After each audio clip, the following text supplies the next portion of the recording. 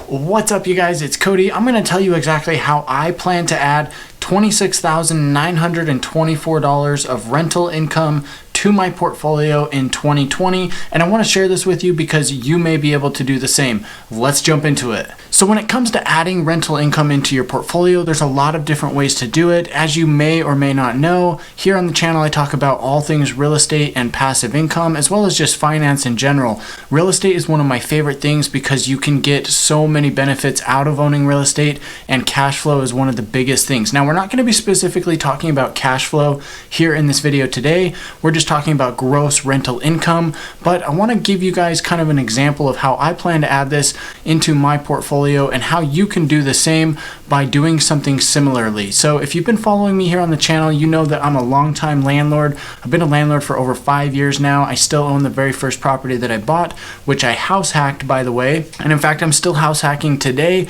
I just set up my very first Airbnb as another form of income for the rental portfolio, and it's been phenomenal so far. I really like Airbnb because it gives you a lot of opportunity to make more money and have the flexibility of having the space booked when you want it and not booked when you want it. So when it comes to my example here of how to add this money into my portfolio, I want to give you guys a couple of examples along the way of how you can do this as well. Like I mentioned, house hacking is hands down the best way to get started in real estate. It gives you the opportunity to buy real estate and get the benefits of owning it, like appreciation, debt pay down, the tax benefits that come along with it, and you get the ability to keep your monthly expenses very low. I think this is something that's not talked about enough here in the society that we live in, and that's to give up and sacrifice some of those benefits that you have today in order for a better future tomorrow. I see so many people who just want to graduate high school or graduate college and just go right to the next step and live in a house that's huge and it's way more than they need. So by getting started with something like house hacking, it gives you the ability to really keep your monthly expenses low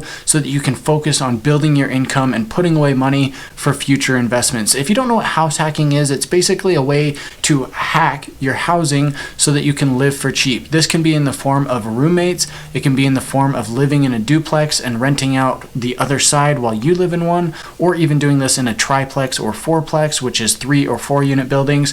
And it can even be something that has an accessory dwelling unit or guest house. There's so many different ways to look at house hacking and so many different ways to approach it.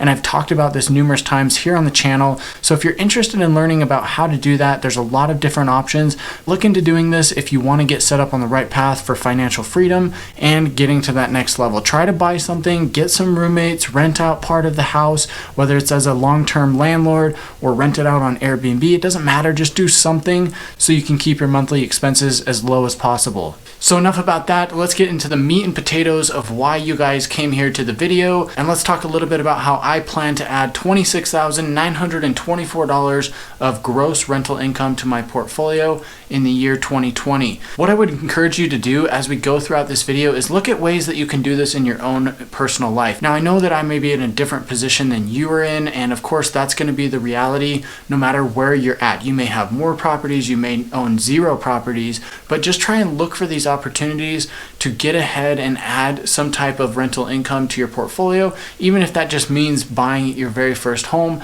and house hacking it like we talked about. So if you've been following me here on the channel, you'll know that I just started my very first Airbnb rental in the basement of the home I'm currently living in, and it's been absolutely awesome so far.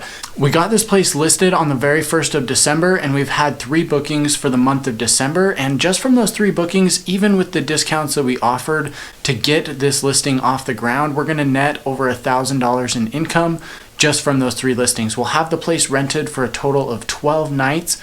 We had 1 booking for 7 nights, 1 booking for 3 nights, and then there's going to be 1 booking for 2 nights right at the end of the month. So just from those 12 nights, we're going to make over $1,000 of income. This is absolutely crazy because in the months of January and February, it's going to get even better. Now, before we go over these details, I do want to just say that with Airbnb, we have undercut our prices a little bit just to get the listing off the ground, right? When it comes to Airbnb and VRBO and HomeAway, all these different home booking sites, it's really important to have good reviews and have a track track history of your property being rented in the best way possible. So we don't have any reviews, we're just getting started. So we set up our listing to be well underpriced for the area so we can get people in, they can see what a great value it is, see that we're great hosts, and give us a 5-star review until we can get those reviews built up. Now we've actually already increased our prices just because we've had so much traction with getting this place booked out for the months of January and February. In fact, for both months, we're sitting anywhere from about 60 to 70% occupancy, and there's a couple of different variations there that we're going to talk about here. So for February, we're sitting a little bit lower on occupancy, but we've booked out a few days for a vacation that we're planning to take. So we're not going to be there, and we don't want people in the space while we're not there. So we've booked that out, so it's not available for somebody else to book. But for the nights that we do have booked, we're sitting on just under $1,000 of potential earnings from this place. So we do have some days open. We're just kind of waiting for that right person who needs those days and is willing to book them.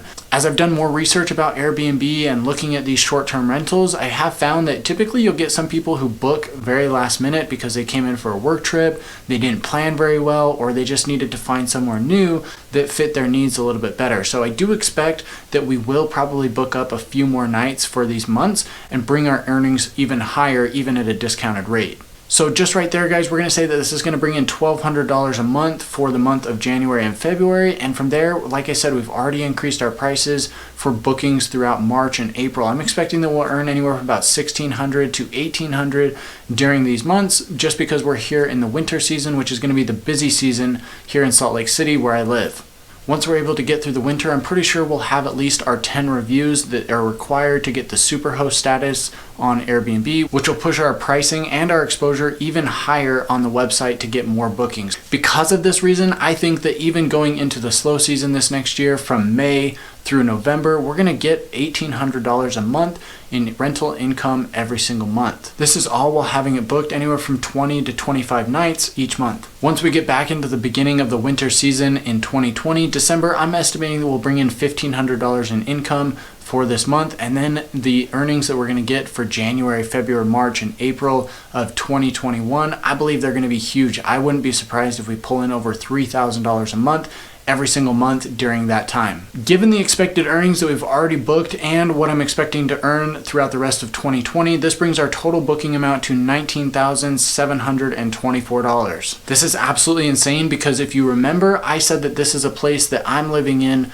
myself. Like I said, I'm house hacking and using this extra space on the property to use it as an Airbnb and bring in extra income. This is allowing me to live almost for free. It's cutting my expenses by about 2/3 each month, and it's giving me the ability to live with my family for very cheap every single month. Now you might be asking yourself, well, hey Cody, where are you going to get that other $7,200 in rental income? It's my goal this next year in 2020 to pick up at least one more rental property by the middle of the year. So by the end of June, I'd like to have another property that's bringing in at least $1,200 a month, which will be that extra $7,200 by the end of 2020. This is exactly how I plan to get started, and like I said, I want to give you guys some examples of how you can do this yourself. The number one way that you can do this is to start house hacking yourself right now. Whether you own a home already, you've got a basement that's unused, you've got a guest house, even if you've got some extra space, figure out a way to rent it out. I know plenty of people who are renting out single bedrooms in their home for anywhere from $30 to $50 a night,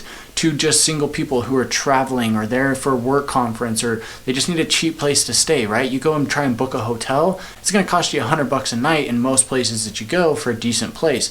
If you can find something on Airbnb that's nice and accommodating for $30 to $50, you can keep it booked up. This is an easy way to add anywhere from $900 to $1,200 per month to your bottom line every single month. If you've got a bigger space like a duplex or a basement apartment, it can grow even bigger. You can pull in $1,500 to $2,000 a month once you get up and going if you've got a space that's in a hot area. So I'd highly recommend you look into some sort of house hacking if you haven't done so already. Like I said, this is so crucial to being able to get ahead, and I just want you guys to be able to do that in your own life. Now I know that some of you might be saying, well Cody, I'm not in a position where I can actually just go out and buy a home. I don't have this space, I don't have this already. I need to get get started and get my feet wet first. I made a video just last week that I'll link to right up here about how to buy your first home in 2020. There's some very actionable tips that you can take there in the video that will help you get to that process of buying a home. I would just recommend that you look at this from an investment standpoint instead of just a home for yourself. Remember guys, make this sacrifice right now, make it right up front, and get to the point where you can set yourself up for a better future tomorrow by making the sacrifices that you need to today. I'd love for you guys to follow me here on the channel if you found this content helpful, and if you want to follow my journey of adding this income to my bottom line over the next 12 months. I'd love for you guys to stick around by subscribing to the channel. Just click that button down below and the bell if you want to get notified when I release these new videos just like this one. Give me a thumbs up here on the video if you liked this and if you want to add rental income to your portfolio as well. Last but not least, follow me on Instagram at @UtahRealEstate_, and until next time.